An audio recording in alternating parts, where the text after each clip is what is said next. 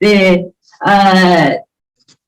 すいません。先ほど桑田先生から大変流暢な韓国語と中国語でご挨拶されたんですけれども、一応私も韓国語、中国語少しできますので、桑田先生ほどではありませんが、というので、私も一応3カ国語でご挨拶をしてご発表を始めたいと思います。大家好，我是庆北大学的方国花。今天的最后的发表呢，是爱知县立大学的丸山玉梅子老师。丸山玉梅子老师呢，刚才有介绍哈，由于就是不得已的情况，今天没能参加。本人呢，今天非常期待此次的会议，但是呢，由于就是真是不得已的情况哈。但是丸山老师呢，是我日本留学时代学部时候开始本科生时期的指导教师，所以呢，今天由我来代读丸山玉梅子老师的发表。丸山玉梅子老师的发表题目呢是律定制研究与木简研究。由于今天的主要的这个内容呢是关于日本和韩国的木简，还有这个法制研究哈。丸山玉梅子老师的原稿呢是用日语写的。就是因为就有很多汉字嘛，我觉得可能就是我们中国的老师们可能就是大概看一下的话，大概能理解内容。所以呢，今天呢，我这个就是 PPT 是用日文做的，但是呢，由于在场的就是大家呢有很多韩国人，所以呢，我发表的时候呢，想用韓語来发表。すみません、丸山先生のご原稿は日本語でできておりまして、そしてパワーポイントも日本語で作成していますので、発表は韓国語で、日本語のこのパワーポイントを見ながら韓国語で発表したいと思います。では、始めさせていただきます。그럼 지금 이제 한국분이 많이 계셔서요. 한국어로 발표를 시작하도록 하겠습니다. 마리아마 선생님 발표 제목은요, 율령제 연구와 목간 연구라는 것인데, 주로 오늘 이 전백 목간이라는 얘기가 이제 많이 나왔죠. 이 아시는 이제 그런 이제 내용이라고 생각하는데요. 이 전백 목간에 대해서 주로 재검토를 하는 그런 이제 내용으로 되겠습니다. 먼저 이제 들어가면서의 이제 연구 배경에 대해서 약간 이제 소개를 하셨습니다. 먼저 율령제 연구라고 하는 것은 목간 연구와 친근성이 있다라고 하면 약간 뭐 오해를 이제 불러일으킬 수도 있는데, 일단 이 율령이라는 것은 여러분들 다 아시다시피 진나라 한나라 시기 진한시대에서 시작되었으며, 이러한 이제 율령의 이제 문단이 간독에 이제 많이 기록되어 있습니다. 예를 들어 가지고 여기에도 이제 적어뒀는데요. 수호지 진간, 그리고 이제 이하 진간, 그리고 장가사 한간 등의 이러한 이제 진한 시대의 율령이 이제 기록되어 있는 것은 여러분들 다 아시다시피 아주 많이 알려져 있는 사례입니다. 그리고 율령 연구는 이러한 사례로부터 율령 연구는 진간 그리고 이제 한간의 연구로부터 시작되었다고 할 수도 있겠습니다. 그런데 이제 진나라 시기에 태사율령 이제 이것이 이제 3대 268년으로 되죠. 이 시기에 대해서 처음으로 율령 법전이라는 것이 이제 편전되기 시작하고요. 그리고 이제 형벌 법전으로서의 율령이라는 게 두 개로 나누어지죠. 형벌 법전으로서의 율과 행정 법전으로서의 영이라는 것이 이 시기에 성립되기 시작합니다. 그리고 이 태사율령의 연장선상에 수나라, 당나라 시기에 율령이 있었으며, 당나라 시기의 율령을 이것을 이어받은 일본의 율령도 이 선상에 있다고 얘기할 수 있겠습니다. 그리고 이제 일본에서는 이제 율령이 이제 7세기 단계부터 여러 차례 이제 반포가 되는데요.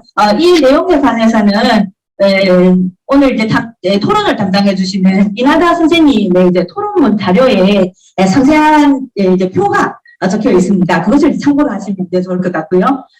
일본의 이제 금강령, 정비원령, 그리고 이제 대보율령, 간단한 소개, 그리고 이제 반포한 이제 연령, 연대 등이 간단하게 소개되어 있거든요. 저희들 자료집을 보면 한국어는 192페이지, 일본어는 178페이지, 중국어는 195페이지에 기록되어 있습니다. 이것을 이제 참조해 주시면 될 것 같고요. 关于日本的这个各种律令的发布呢，今天就是担任讨论的稻田老师的讨论文里面有详细的一个表格的记载哈，大家可以参照。中文版是我们资料集的195页。 그리고 이제 이거 오미령이라고 하는 금강령의 반포부터 이제 간단한 소개를 드리면요.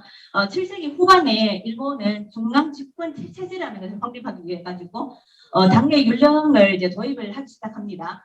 그런데 663년 다 아시다시피 백망왕이라는 거 하죠. 백총강의 이제 전쟁에서 패전을 합니다. 패전을 한 후 그때 이제 상황이 아주 위기하다는 것을 그때 이제 일본 사회에서도 아주 이제 잘 인식을 하고 있습니다. 이러한 이제 위기적인 상황에서 이제 벗어나기 위해 가지고 방미 화면 공유가 안 된다 해서 잠시만요. 죄송합니다. 申し訳ないです。今画面共有ができていないので、私だけ一生懸命喋っているんですけど、画面が映っていないということで、画面を共有してから続けたいと思います。不好意思，由于我们视频共享没有弄好哈。这个视频共享弄完了之后，我们再就是接着发表。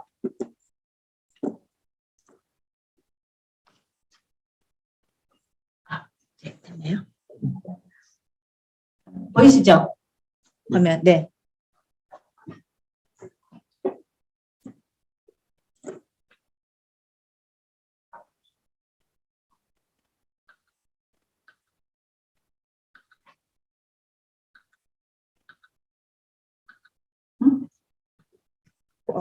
네.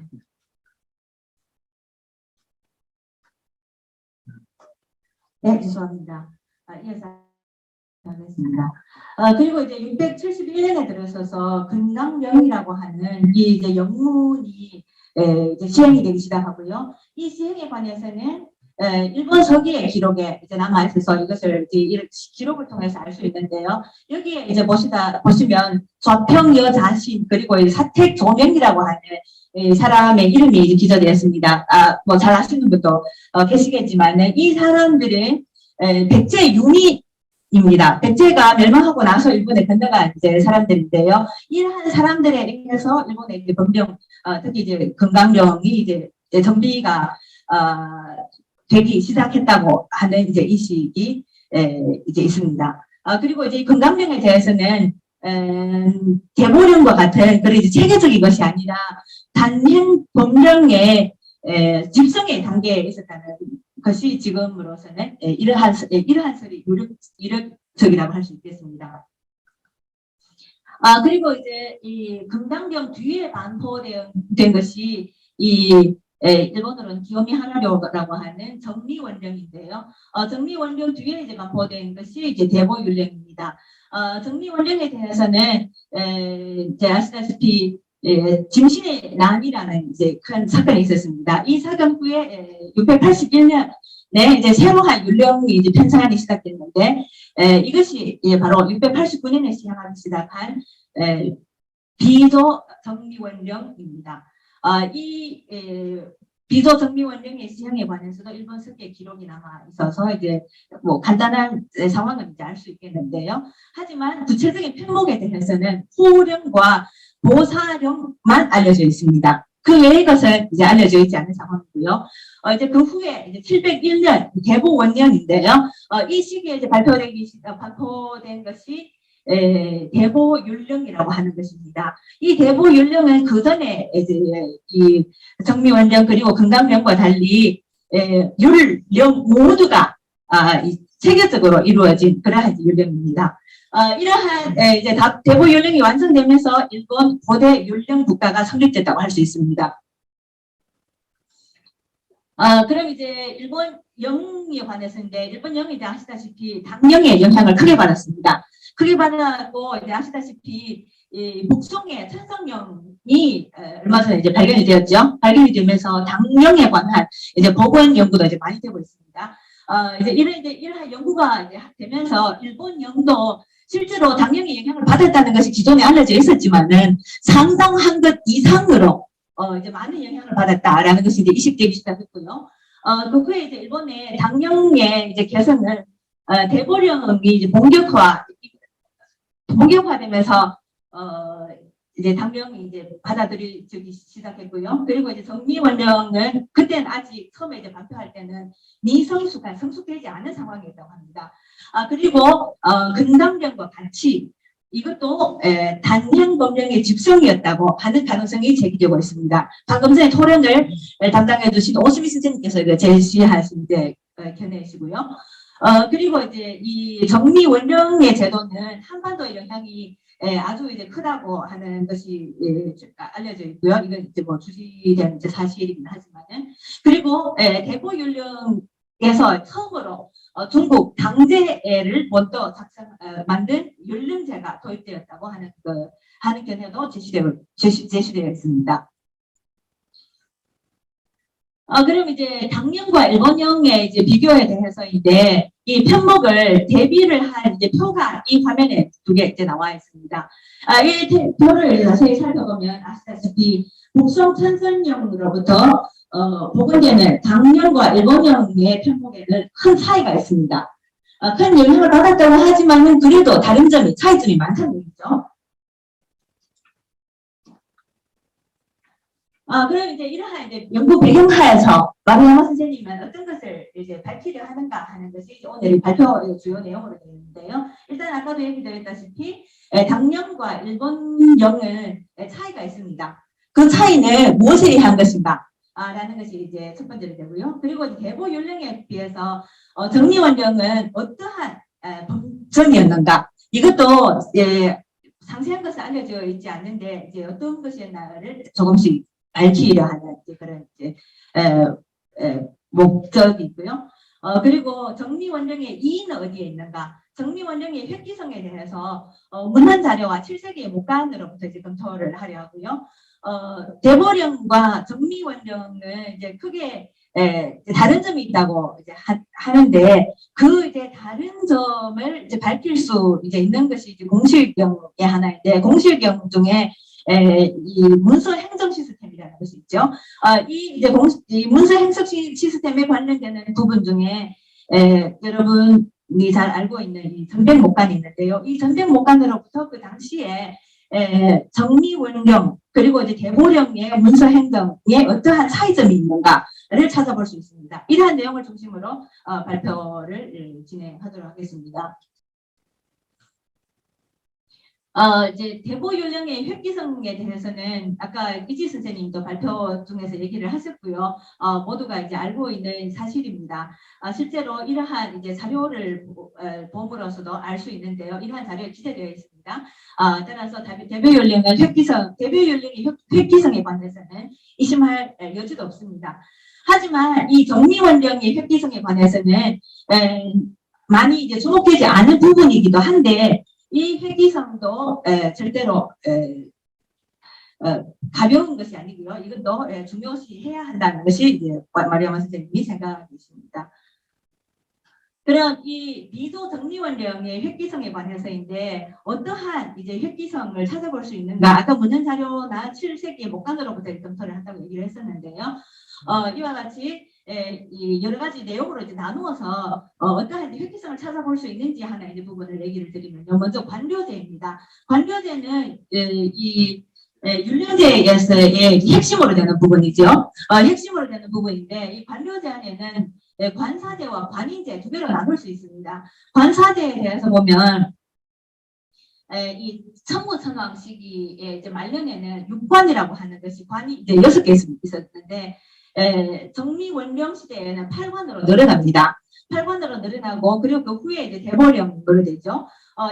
대보령으로 들어가면서 2관 8성제가 시작이 됩니다. 하지만 이 대보령에서 당의 이제 당나라에 이제 영향을 많이 받았다고 했었는데 당나라는 이제 삼성제가 있죠.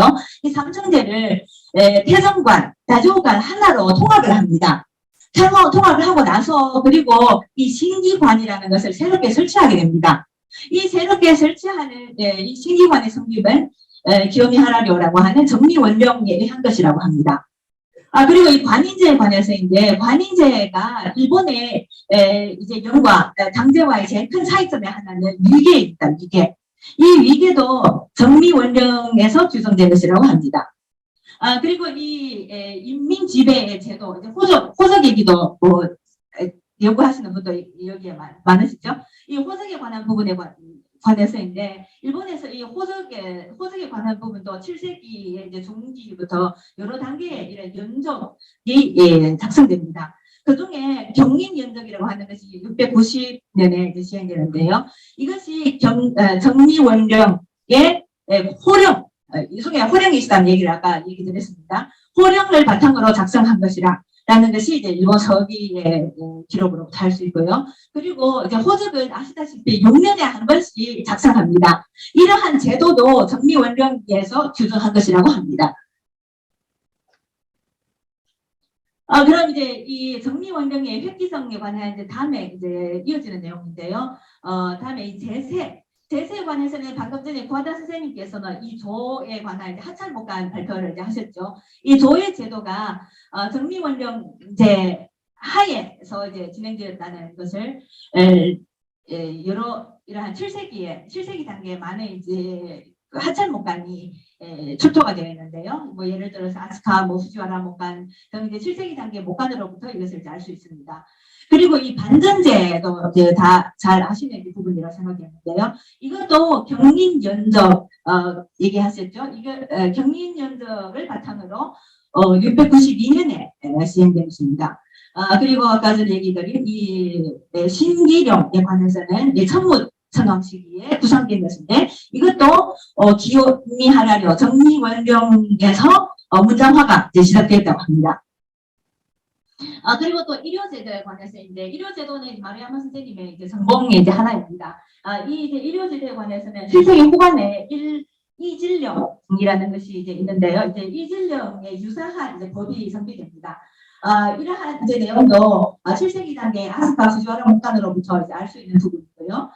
이러한 이제 사례로부터 기요미하라령과 당나라 시기의 제도, 당령이죠. 당령과의 차이점은 당 이전에 중국의 법전이나 그리고 이제 한반도의 이제 영향이 이제 크다고 이제 볼 수 있는데요. 이러한 이제 당나라 시기뿐만 아니라 당나라 시기 이전의 중국의 법전의 양상, 그리고 이제 한반도에서 이제 어떻게 이루어졌는지 하는 부분을 참조해야 할 부분이 이제 많을 것이라고 생각됩니다.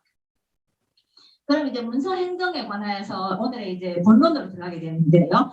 전백목간에 관한 선생 연구를 이제 먼저 간단히 이제 정리하도록 하겠습니다. 세 가지로 나눌 수 있는데요. 일본의 지금 선생 연구, 기존 연구를 간단하게 이제 정리한 것을 보겠습니다. 첫 번째, 전백서식은 대보 공식령의 문서 양식에 선행하는, 그러니까 그 전에 시행한 문서 양식이라고 할 수 있고요. 그런데 이것이 정미원령에 의해 규정된 것인지 아닌지는 불분명하다고 합니다. 그리고 이 부, 해, 이 등 이제 문서 양적이 있죠. 이런 것은 대보 공식령에 의해 규정된 것입니다. 그리고 두 번째, 전백서식, 전백목간이라고도 많이 하죠. 이 전백이라고 하는 서식은 주로 상신목간에서 사용됩니다. 이지스님 발표 얘기를 하셨습니다. 이것은 관사와 관사 사이에서 공적인 이제 문서로서 많이 사용되고요. 그리고 지방에서도 사용됩니다. 세 번째, 전백서식은 중국의 서신이라고 하죠. 중국의 서신이나 한반도의 문서목간에 로부터 영향을 이제 많이 이제 받은 것이고요. 이러한 이제 내용으로 간단히 정리를 할 수 있는데, 이 부분에 대해서 이제 조금 더 생각을 해보면, 첫 번째, 두 번째는 후지와라 큐목간, 등원 국목간으로부터 이러한 이제 부, 해, 이러한 이제 소식을 기록한 목간이 많이 출토됩니다. 그리고 이 이제 이러한 목간은 대보령제 하의 목간입니다. 대보령이 시작된 후에 이제 목간이기 때문에 대보령에 의해서 이러한 연령 문서 행정 시스템이 성립됐다는 것을 알 수 있습니다. 하지만 세 번째, 한반도의 문서 목간의 영향이 크다라고 이제 많이 얘기를 합니다. 오늘 실제로 이전에 이제 발표에서도 그런 내용이 많이 나오는데요. 하지만 이 부분에 대해서는 마루야마 선생님이 약간 이제 의문이 있다, 이제라고 이제 얘기를 하고 있습니다. 그럼 이제 한국의 전백목간에 대해서 간단한 일단 대표적인 예를 두 개 예로 들었는데요. 모두 잘 아시는 이제 사례라고 생각됩니다. 이러한 이제 사례로부터 이제 보았을 때 일본의 전백목간과 다른 점은 한반도 출통 목간에는 한반도 목간에 이제 아주 특징적인 점이 윤순 선생님 얘기를 하셨죠. 호형, 그러니까 단일체 목간이 한반도 목간의 특징의 하나라고 합니다. 이러한 이 목간의 이러한 목간은 모두 단일체 목간이라는 점. 그것이 이제 일본과 큰 차이점입니다. 뭐 이러한 이제 목간의 형태도 다르다는 이러한 점으로부터 일본의 전백 목간에 직접적인 영향을 주었다고 생각할 수 있느냐 하는 부분에서 의문시한다는 얘기입니다. 그리고 이제 직접적인 전백 목간 아닌데 관련된 이제 문서 목간인데요. 이 3, 4 목간, 여러분 잘 아시는 목간이라고 생각합니다. 월성해서 목간과 그리고 성산산성 목간인데 여기도 이제 백이라는 이제 이러한 표현이 보입니다. 이제 이러한 목간을 보았을 때 이 목간에는 전 표기는 보이지 않습니다. 백만 보입니다. 그리고 이 조카, 만배, 백, 경백 등 이런 표현이 보이는데요. 이런 것은 중국의 서신의 일반적인 표기이기도 합니다. 이런 부분을 이용호 선생님께서 연구를 이제 하고 계시죠.